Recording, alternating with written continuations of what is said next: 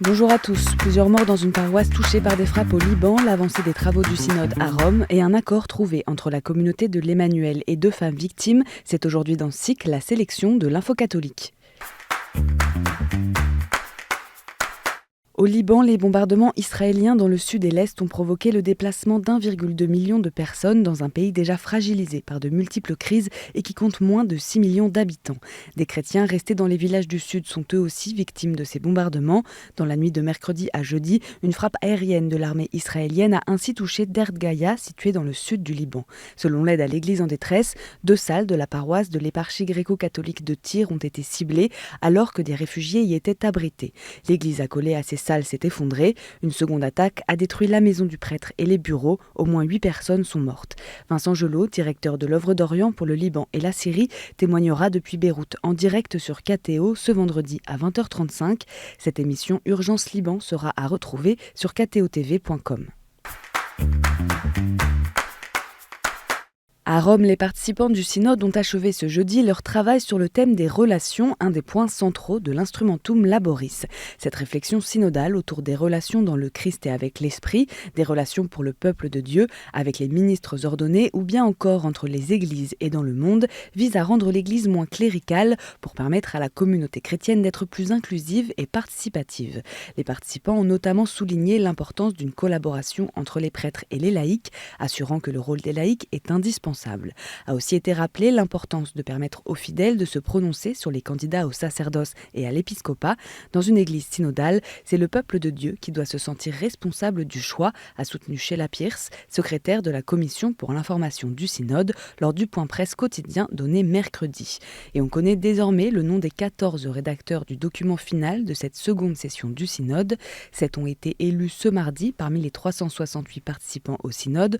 On y retrouve notamment Monseigneur Jean-Marc Aveline et Monseigneur Fridolin Ambongo. L'archevêque de Marseille et l'archevêque de Kinshasa faisaient déjà partie de cette commission lors de la première session. Ce vendredi soir, une veillée de prière œcuménique devait rassembler les membres du synode en présence du pape François sur la place des proto-martyrs à Rome, un événement dans le prolongement de la veillée de prière œcuménique Together du 30 septembre 2023.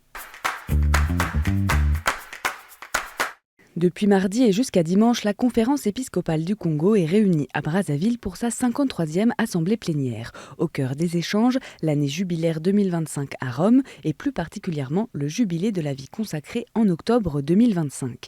L'objectif des échanges sera d'approfondir les relations mutuelles avec les congrégations et en discerner le chemin futur à entreprendre ensemble, a précisé Monseigneur Bienvenu Manamika, archevêque de Brazzaville, président de la CEC, lors de son allocution d'ouverture. Entamée l'an passé, cette réflexion sera prolongée et centrée sur les défis actuels, notamment la mondialisation ou encore l'interculturalité de la vie consacrée.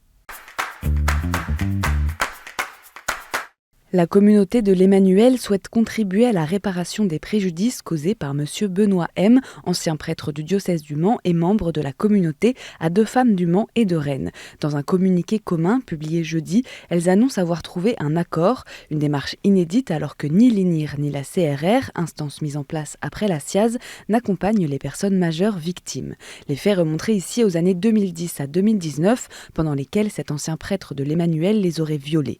Les plaintes déposées par les 2 femmes en 2019 avaient été classées sans suite par le parquet, faute de contraintes caractérisées, et alors que le prêtre reconnaissait des actes sexuels.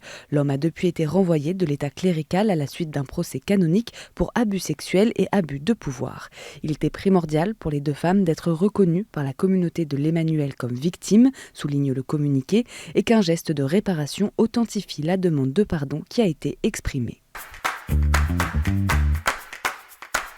Dans un communiqué publié ce vendredi sur le site internet du diocèse de Bayeux-Lisieux, Monseigneur Jacques Habert annonce le renvoi de l'état clérical de l'abbé Bruno Thévenin et son excommunication late sentenciée, une décision prise à la suite d'une procédure menée par l'officialité du diocèse de Paris et contre laquelle Bruno Thévenin peut encore déposer un recours à Rome. Le fondateur de la mission thérésienne était déjà interdit de tout ministère. Dans ce communiqué, Monseigneur Jacques Habert précise que les accusations portées contre lui sont à la fois des abus sur des personnes et des délits contre les sacrements de pénitence et de l'Eucharistie. Il ajoute avoir informé les personnes victimes de cette décision. Constatant des dysfonctionnements importants, l'évêque de Bayeux-Lisieux avait déjà annoncé en mai 2022 la suppression de la mission thérésienne. C'était la messe des étudiants d'Île-de-France ce jeudi soir à Paris. Les jeunes des diocèses de Créteil, Paris, Nanterre, Saint-Denis, Évry-Corbeil-Essonnes, Meaux, Pontoise et Versailles se sont réunis en l'église Saint-Sulpice pour prier ensemble en cette rentrée universitaire. Après un temps de louange, la messe a été présidée par Monseigneur Laurent Ulrich. Dans son homélie, l'archevêque de Paris a invité les étudiants à être des porteurs de foi, des acteurs de charité et des animateurs de l'espérance. Au terme de cette Eucharistie, il a ensuite béni tous ceux qui ont accepté de prendre des responsabilités et de se mettre au service de l'Église, dans les paroisses, les aumôneries, les maraudes. Regarde, Seigneur, tes serviteurs et tes servantes qui s'engagent dans la vie de l'Église pour l'annonce de l'Évangile et le service désintéressé de leurs frères.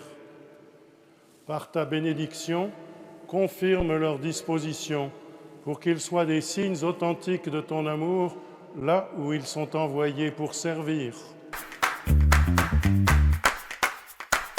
Et en bref, les rencontres nationales de la Société de Saint-Vincent-de-Paul ont débuté mercredi à Lourdes. C'est la première fois que les bénévoles et les bénéficiaires de l'association se réunissent pour un événement d'une telle ampleur.